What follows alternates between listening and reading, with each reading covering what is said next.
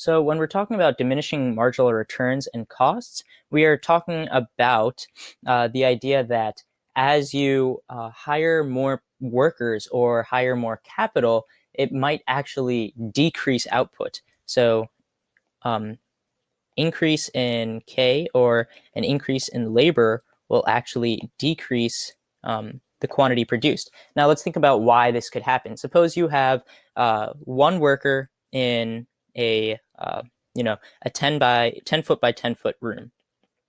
Okay, now you go to two workers. One worker in 10 foot by 10 foot. Now you have two workers in 10 foot by 10 foot. This might increase the output. You went from 5 units to 7 units. Okay, you see a decrease in the marginal return. You went from, you only had an increase in 2, whereas from 0, you had an increase in 5. But now, suppose you go down the line and you have 100,000 people working in this 10 by 10 room, 10 foot by 10 foot room. This could get really, really crowded. So crowded that you're not actually able to produce anything.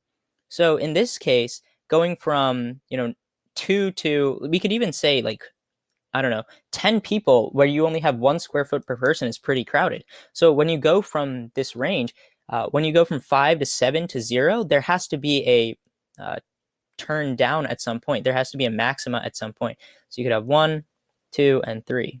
1, 2, and 3. At 3, that could be that maximum point where eventually things will get too crowded and your output will actually decrease. If you have quantity here and labor / capital, your inputs here,